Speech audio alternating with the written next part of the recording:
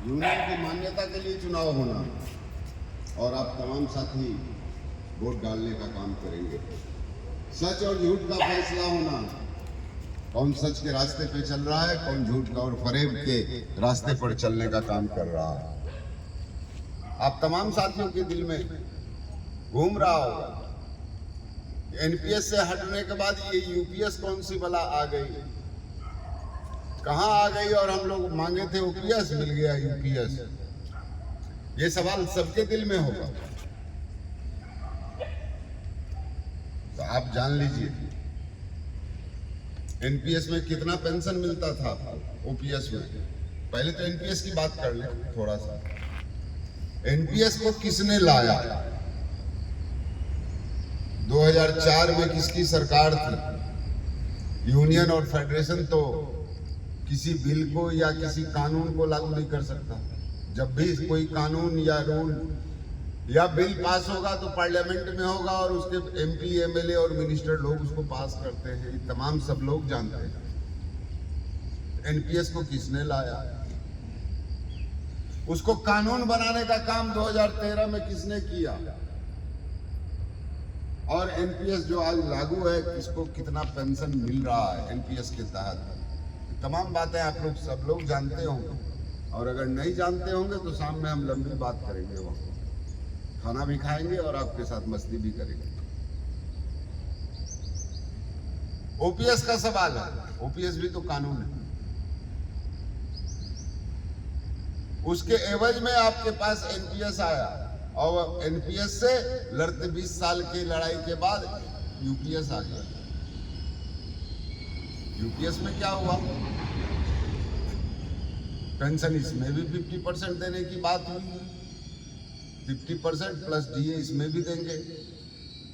काम करते करते हमारे बहुत सारे साथी शहीद हो जाते हैं। रेल को चलाने में हम अपनी शहादत देते हैं, इस बात से कोई इनकार नहीं कर सकता। रेल सही ढंग से चले, यात्री सुरक्षित रहे और उसे चलाने में हमारी शहादत हो जाती है तो इस बात से रेल कर्मचारियों को गर्व होता है। तो उस शहादत में अगर किसी को फैमिली पेंशन मिलता है ओल्ड पेंशन स्कीम में, तो कितना मिलता है? 50%। और इसमें 60% यूपीएस में मिलने वाला है आपका। जो बातचीत हुई है, अभी तो कोई मसौदा आया नहीं, कोई बिल आया नहीं, कोई गजट नोटिफिकेशन हुआ नहीं। एक बात जान लीजिए, 15 लाख रुपए की बात प्रधानमंत्री जी स्वयं भाषण में किए थे 2014 में, सबको देंगे।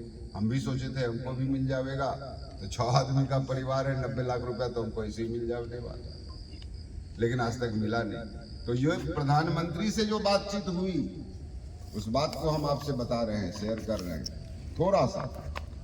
बाकी बात तो हम लोग करेंगे शाम को। तो प्रधानमंत्री से जो बात हुई, वो प्रधानमंत्री जी वही 15 लाख वाला प्रधानमंत्री है। कब कहां क्या बदल देगा, इस बात से इनकार नहीं किया जा सकता। और उस बातचीत में प्रधानमंत्री से हम अकेले नहीं गए थे। ऑल इंडिया रेलवे फेडरेशन या रेलवे मजदूर यूनियन अकेला नहीं गया था। तमाम लोग, सारे फेडरेशन के लोग थे। कोई गमछा पहनाने के लिए प्रधानमंत्री को धक्का धुक्की कर रहा है, तो कोई कुछ कर रहा है, हम पहनाएंगे तो हम पहनाएंगे, ये बातें चल रही थी वहां। और जब उनसे नेगोशिएशन हो गया तो बाहर आके स्टेटमेंट देने का काम किया। बहुत अच्छा हुआ, गारंटीड पेंशन सबको मिलने की बात हो गई। और जब वहां से निकले तो एक चिट्ठी भी प्रधानमंत्री के नाम से पोस्ट करने का काम किया। ये 420 वाले चिट्ठी पोस्ट हो गया, बधाई संदेश मिल गया प्रधानमंत्री जी को। और जब नीचे आते हैं ओपीएस का संकल्प यात्रा निकालते हैं। किस बात का संकल्प यात्रा मेरे मित्र? किस बात का? लोगों को दिग्भ्रमित करते हो। हमने लाया है ओपीएस, इस बात को हम सीना ठोक के आपके सामने कहते हैं कि हमने ओपीएस लाने का काम किया यूपीएस को। लेकिन आप तो एनपीएस को भी लाने का काम किया, वहां सीना ठोक के कहने का काम नहीं किया। कानून बनाने का काम किया, फिर भी आपने कहने का काम नहीं किया कि हमने कानून बनवा दिया पार्लियामेंट में। आपके ही नेता मौजूद थे पार्लियामेंट में जब बिल पास हो रहा था। लेकिन हमने कभी नहीं कहा कि हम एनपीएस को मानते हैं। हमने हमेशा विरोध किया एनपीएस का, और 20 साल तक करने के बाद ये यूपीएस आपके सामने आने का काम हुआ। यूपीएस में खामियां भी होगी। जब कुछ निकलता नहीं है, पेपर नहीं आता है, तो हम कैसे समझेंगे कि 15 लाख मिलने वाला है कि नहीं मिलने वाला। पेपर आएंगे, गजट नोटिफिकेशन होगा, फिर उसमें खामियां निकलेगी। एक बात जान लीजिए, घर बनाते हैं तो खामियां नहीं रहती, त्रुटियां नहीं रहती, रड निकला हुआ नहीं रहता, प्लास्टर कहीं छूटा हुआ नहीं रहता। तो ये काम हम लोग रिपेयर नहीं कर सकते, अपने घर का रिपेयरिंग नहीं करते हम लोग। ये बिल है, जब हम 20 साल लड़के यूपीएस ला सकते हैं तो उसका रिपेयरिंग करना कौन बड़ी बात है। ये हमारे बाएं हाथ का खेल है, बाएं हाथ का खेल है। जो गड़बड़ियां होगी उसको दूर करेंगे और ओपीएस से बेहतर यूपीएस को बनाने का काम ऑल इंडिया वुमेन्स फेडरेशन करेगा। इस बात की गारंटी और वादा आपसे करके जाता है। इसलिए आप लोग सोचने का काम नहीं करेंगे। लेकिन एक बात ध्यान में रखिएगा, हम अगर यूपीएस और ओपीएस में उलझे रहे तो आपको पता है कि आपके शेड में कितना काम होता था, अभी कितना काम हो रहा है और कौन कौन लोग कर रहे हैं।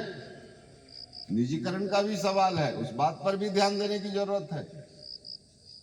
प्राइवेटाइज हो रहा है, सारा काम निकल रहा है कंडक्टर के हाथों, कंडक्टर के हाथों, रेल तक चल रहा है। अडानी लिखा हुआ आप लोग देखे होंगे, गुड्स ट्रेन का, मालगाड़ी का, पूरा रेक का रेक, तो सब निजी हाथों में जा रहा है। और सब चीज अगर निजी हाथों में चला जाएगा तो न यूपीएस मिलेगा, ना एनपीएस मिलेगा, ना ओपीएस मिलेगा, कुछ नहीं मिलेगा। तनख्वाह भी कुछ नहीं देगा। 10,000 5,000 करके वो लोग तनख्वाह देता है। आज कम से कम 30-32 हजार रुपए तो उठा रहे हैं तनख्वाह। तो इस बात के लिए भी संघर्ष करना है। तो मित्रों, संघर्ष हमारे सामने। भारत सरकार क्या देने वाली है इसका पता नहीं, क्या नोटिफिकेशन होगा, क्या गजट में आएगा, लेकिन इतना भरोसा देते हैं। हम लोग पीछे रहने वाले लोग नहीं हैं, आगे बढ़ के हम खून देने वाले लोग हैं, आपके लिए प्राण देने वाले लोग हैं। लेकिन वो दूसरा संगठन दूध पीने वाला मजनू है, वो दूध ही पिएगा।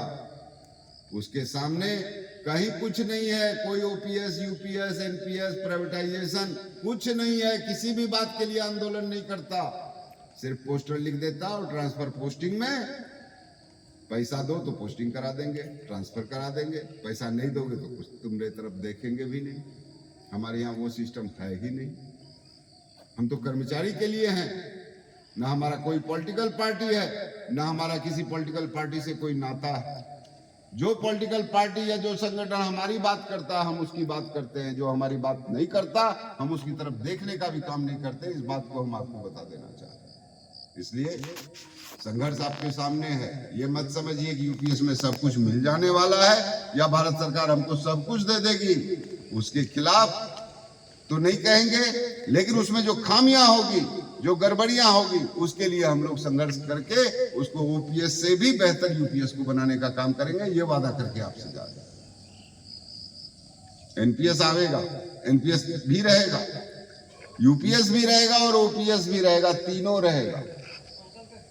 तीनों जब कानून बन जाएगा तो कानून को हटाने का काम अकेला पार्लियामेंट करता है। ऑप्शन रहेगा आपके पास। ओल्ड पेंशन स्कीम वाले का तो अब शायद बहुत कम लोग ही बचे होंगे, ओल्ड पेंशन स्कीम वाले। अब तो एनपीएस और यूपीएस का मामला रहेगा।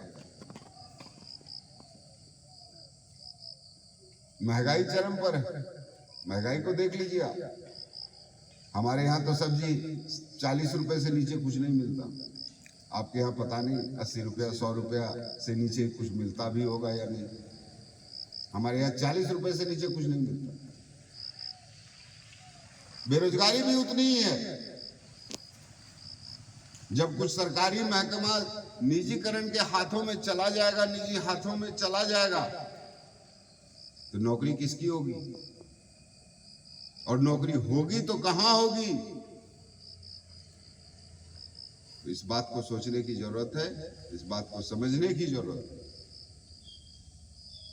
इन्हीं बातों के लिए एक बार फिर हम मृणालदा की तरफ से आप तमाम लोगों को निमंत्रण देते हैं शाम को बीजी ब्रांच में भोजन भी होगा, भाषण भी होगा, बधाई भी होगी, संदेश भी होगा, मिठाई भी खाएंगे।